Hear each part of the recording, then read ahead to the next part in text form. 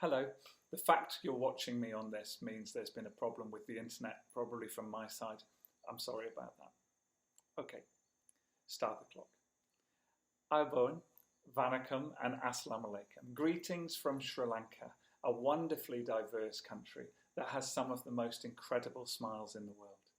My name is Tim Pear, and in 2008 I founded Tea Leaf Trust with my wife after our honeymoon to Sri Lanka.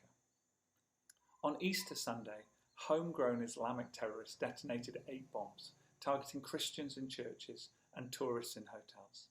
In total, 258 died, with over 500 injured.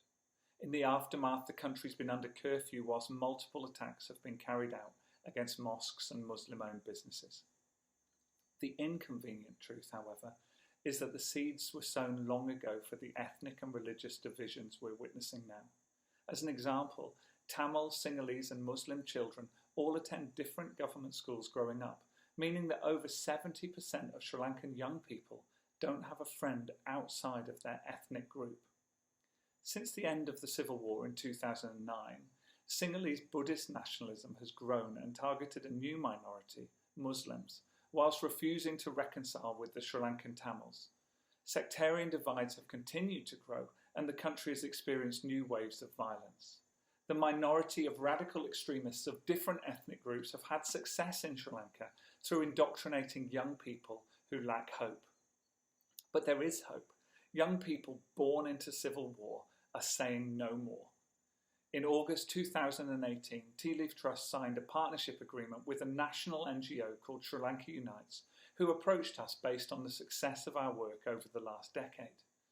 Our educational work in the tea plantations has led to the average household income of employed graduates nearly trebling.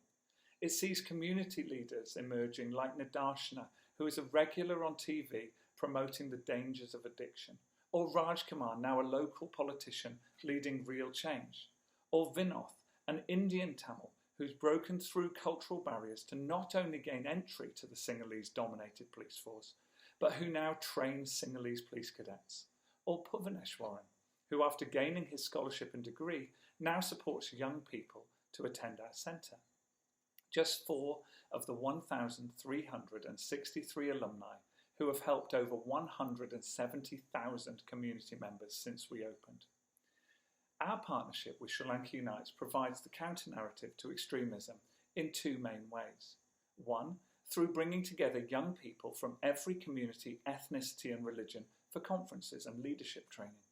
2, through reconciliation centres in disadvantaged areas where young people are vulnerable to radicalisation. Tea Leaf Trust is now responsible for the second of these, the educational programming in 6 reconciliation centres. Reconciliation centres are educational hubs that hook young people in with English, IT and enterprise lessons, whilst embedding peace-building, emotional health and community service and gender equality. We provide the teaching staff and curriculum, further professional development and monitoring. Sri Lanka Unites provides the infrastructure, running costs and peace-building expertise. The reconciliation centres are in some of the country's most vulnerable areas, whether traditional Muslim, rural Sinhalese or the Sri Lankan town where the war ended. Reconciliation Centre graduates then engage with the National Sri Lanka Unites movement. An example are the 430 volunteers currently working with Facebook to counter and remove hate speech online. We have always known that solutions to the cycle of violence are not going to come from foreign NGO workers like me, or the government or local politicians. Our role is to facilitate and then step aside for local young change agents and to offer support when needed. We have a very cost-effective model, with Sri Lanka Unites covering all of the running costs for the centres. This means that with your funding, we will be able to achieve all of the following results for an entire year, but also that the engagement will have an ongoing impact as the young people influence their families, communities and government. We will set up educational programmes for 450 graduates a year to become employable, ethical leaders. We'll establish peace clubs in 60 government schools for 6,000 children a year. We'll establish mini libraries at each centre. We'll train and place the teachers who are all Tea Leaf Trust graduates. And finally, we'll employ a programme coordinator. With additional funds, we'd be able to purchase equipment to create vital content for social media campaigns to counter the hate online rather than just remove it.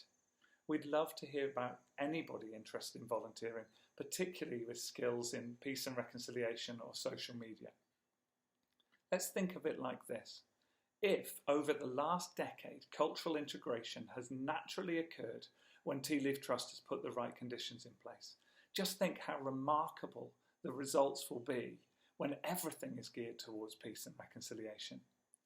Humans want to integrate and create peace. They just need the resources and opportunity. We believe that real life experience has the ability to overcome inherited prejudice. But the current environment is turning sour. It's critical that we act now before it morphs into something more problematic. It's easier to maintain empathy between races and religion than to recover it.